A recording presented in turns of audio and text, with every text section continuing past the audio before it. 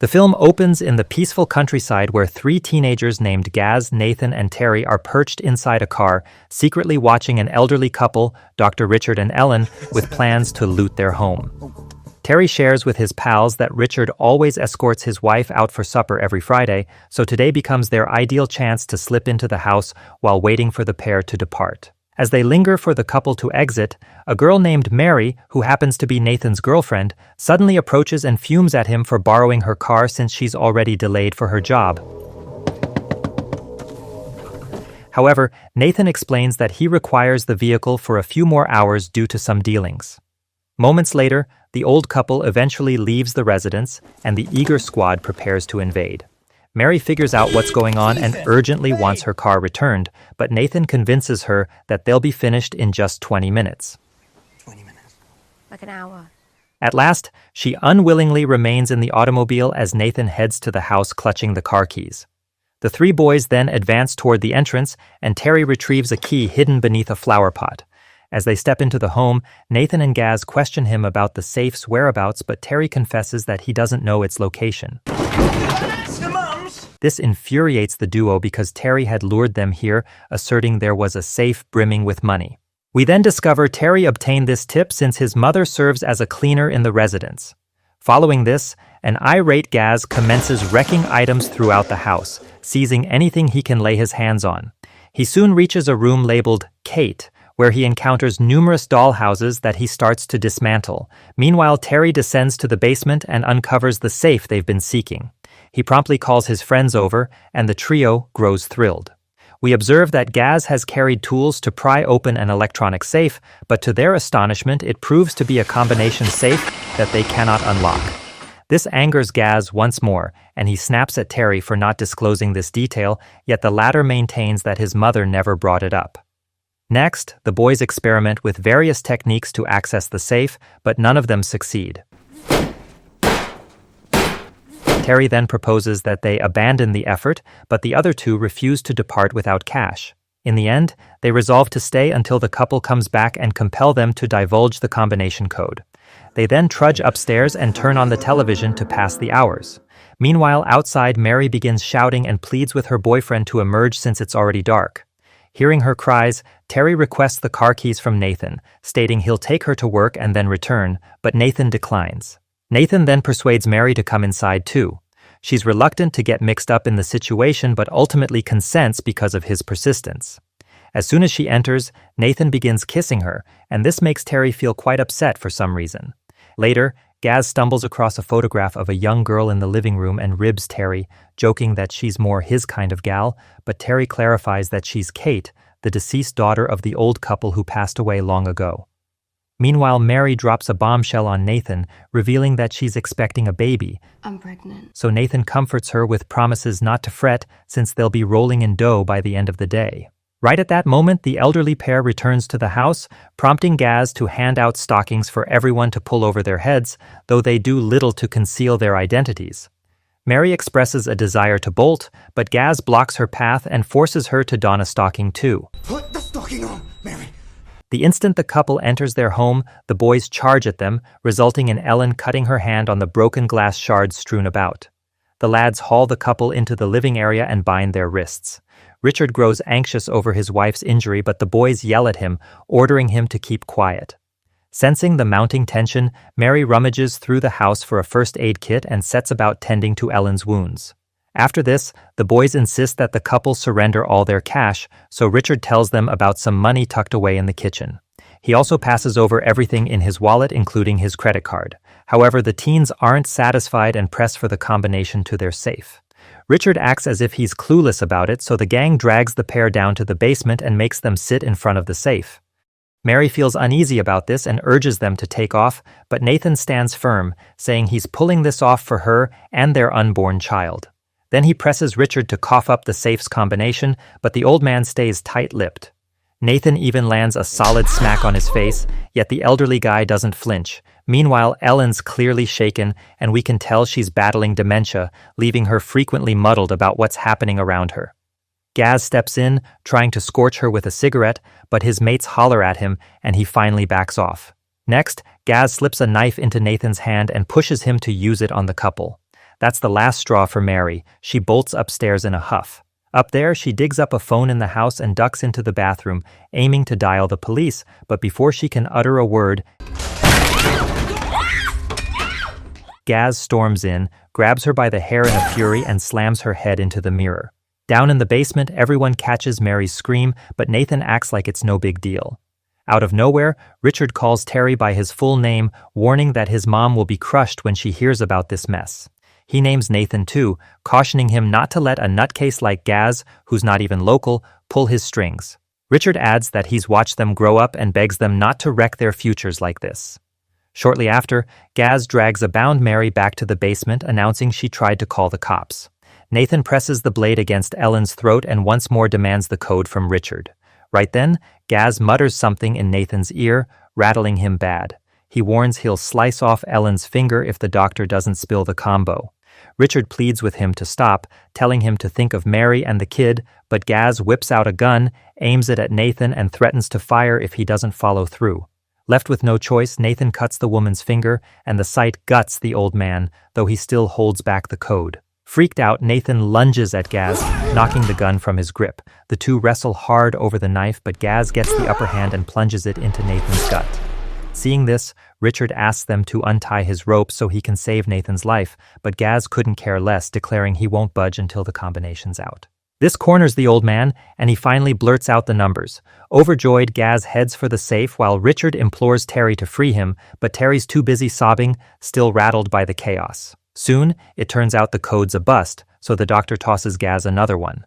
Meanwhile, Mary seizes the chance to quietly loosen her bindings. When that code flops too, Gaz loses it again. He snatches a chainsaw and storms toward Ellen.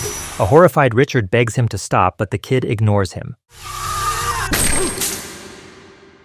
Just as Gaz is about to strike the woman, Mary pops up behind him and smashes his skull with a sledgehammer, dropping him dead on the spot.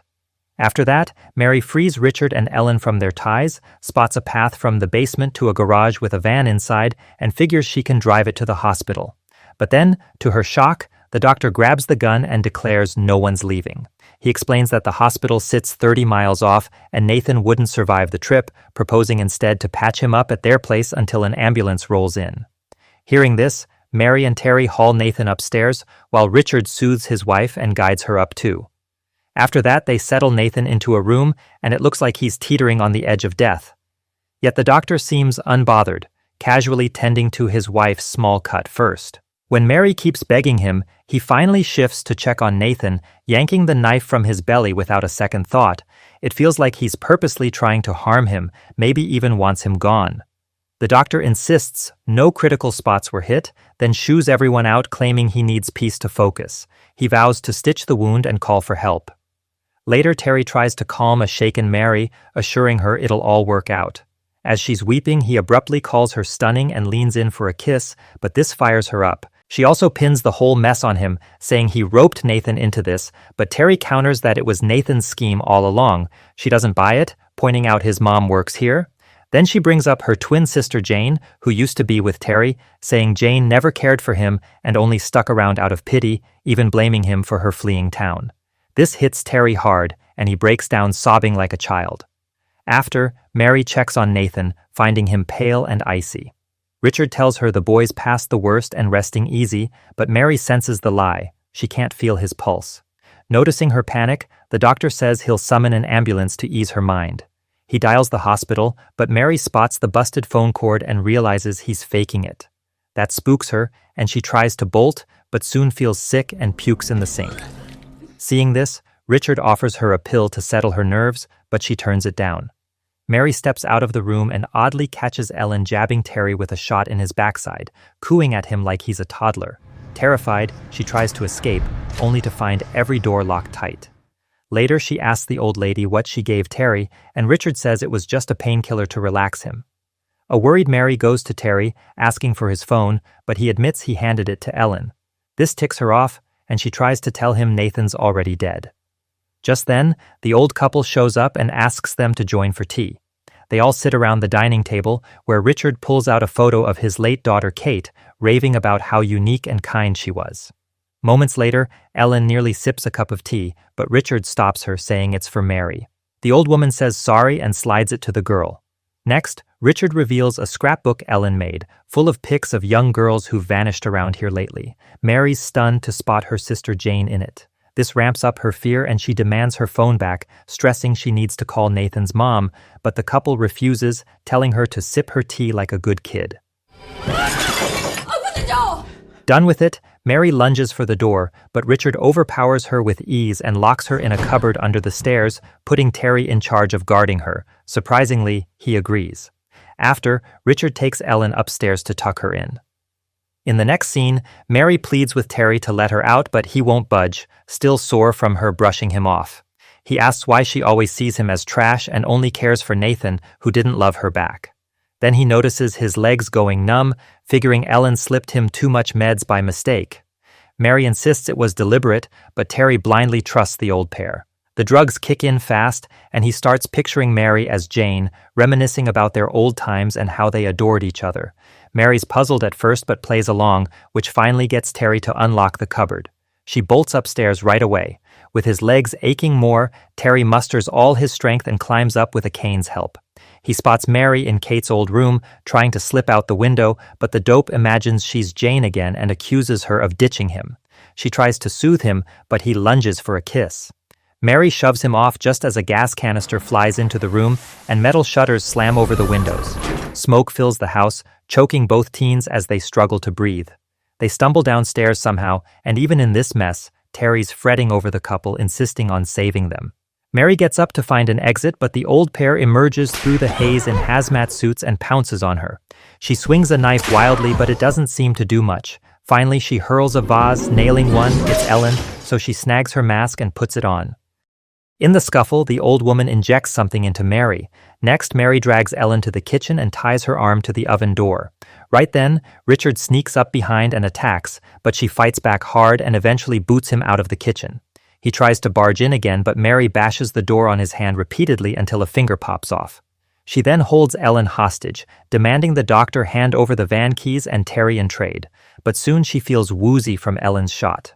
Outside, she hears him scheming with Terry, though she can't make it out. Richard finally agrees to play ball, telling her to leave the kitchen while he heads to the hallway. When Mary steps out, she finds a dazed Terry sprawled on the floor, keys in his pocket. She lugs her hefty pal to the garage, and they climb into the van.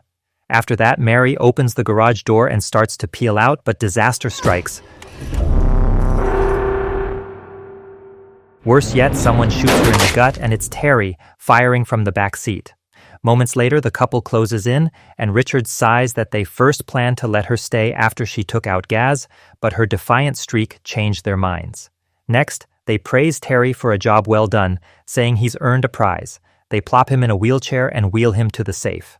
At last, they crack it open, revealing a secret cell inside. There, we see Jane, chained up and dressed as Kate. Richard reveals that after their daughter died, Ellen was shattered, so they nabbed several girls to fill the gap, but none clicked until they snagged Jane. Mary glimpses her sister in the rearview mirror before giving in to her wounds. Meanwhile, Terry's locked in that same room with his ex. The scene cuts to a week later, where Terry's mom wraps up her chores at the old couple's place while they toil in the backyard, burying the teens. Soon she approaches them as she's leaving after her shift, mentioning her son hasn't come home in a week. Richard tells her not to stress. Young folks often take off like that. She nods and heads out, leaving the twisted couple grinning at each other in glee. Okay folks, thanks for tuning in. Catch you in the next video.